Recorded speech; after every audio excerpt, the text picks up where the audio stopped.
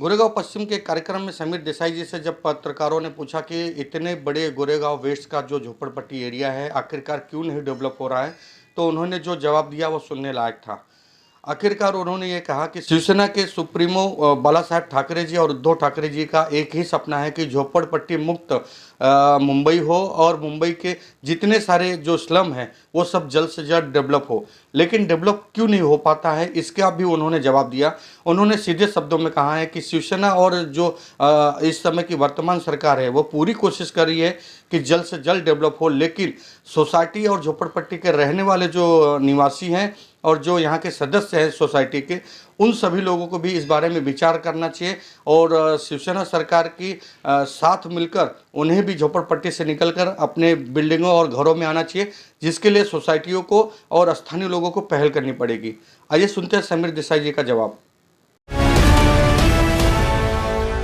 जैसे कि आप विधानसभा सदन में हैं, तो कल से लेकर आज तक मैं देख रहा हूँ कि देसाई साहब और आप बहुत ही दौरे पे हैं। क्या इसका असर चुनावों पे पड़ने वाला है कब्जा करने की बात? नहीं, देखिए, ये काले पत्थर की सफ़ेद रेख है कि 2022 के मुंबई महानगर पालिका में शिव सैनिक ये गोरेगांव के प्रभाग समिति अध्यक्ष के पद पर बैठेगा। ये जो आप 2 दिन से जो देसाई साहब के साथ दौरे की बात करते हैं, ये दौरा हर रविवार को होता है। देसाई साहब के निधि विकास के माध्यम से गोरेगांव के गलियों बस्तियों में, जहाँ जहाँ सोसाइटियों में जहाँ जहाँ लोगों की मांग होती है, वहाँ वहाँ देसाई साहब के फंड से काम हो रहे हैं और उसके लोक अर्पण के निमित्त से या नारियल तोड़ने के निमित्त से हर रविवार को ऐसे कार्यक्रम गोरेगांव में ईस्ट और वेस्ट होते ही रहते हैं। कल जो दौरा था ये उसी का एक सिलसिला था। लेकिन शिवसेना एक अच्छा विद्यार्थी है जो 5 साल प्रयास करता रहता है, 5 साल अपना अभ्यास करता रहता है। इसके लिए परीक्षा की चिंता शिवसैनिकों को कभी नहीं रहती है। जैसे कि अभी आपने बोला गोरेगांव की डिमांड है, मांग है, तो स्लम के बारे में क्या कहना चाहेंगे आप?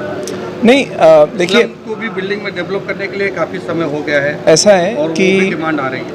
1995 को इस मुंबई शहर में सबसे पहले SRD स्लम रीडेवलपमेंट डिपार्टमेंट, ये अगर किसी की संकल्पना थी तो ये हिंदू हृदय सम्राट बाला साहेब ठाकरे जी की संकल्पना थी। ये शोकांतिका है इस शहर का और उदासीनता है लोगों की कि आज भी 2022 तक 52% मुंबई ये आज भी झोपड़पट्टी में है। लेकिन सरकार ने और इस सरकार ने अपनी तरफ से और भी प्रयास किया है जिससे SRA के माध्यम से लोगों का झोपड़पट्टी से निकलकर अपने हक के घरों में जाने का रास्ता आसान हो। कई ऐसे स्कीम्स जो डेवलपर्स ने बरसों से लेकर रखा था लेकिन उस पर काम नहीं किया, इसी सरकार ने मुंबई शहर में ऐसे 540 स्कीम ये रिकॉर्ड कर दिए। एक ही दिन में एक ही आदेश से रिकॉर्ड कर दिए।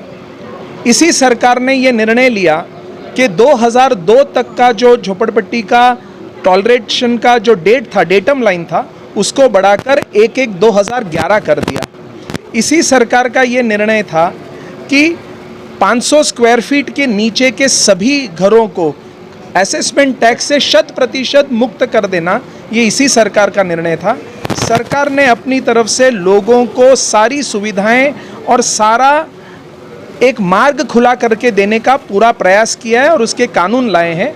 अब लोगों की भी ये जवाबदारी बनती है कि अपने जीने की श्रेणी जो है वो बढ़ाएं, कोई अच्छे विकासक के माध्यम से, सोसाइटी के माध्यम से पुनर्विकास हो। शिवसेना पक्ष करके ऐसे सारे ही सोसाइटियों के साथ जब जब उनको ज़रूरत पड़ेगी शिवसेना उनके साथ खड़ी रहेगी।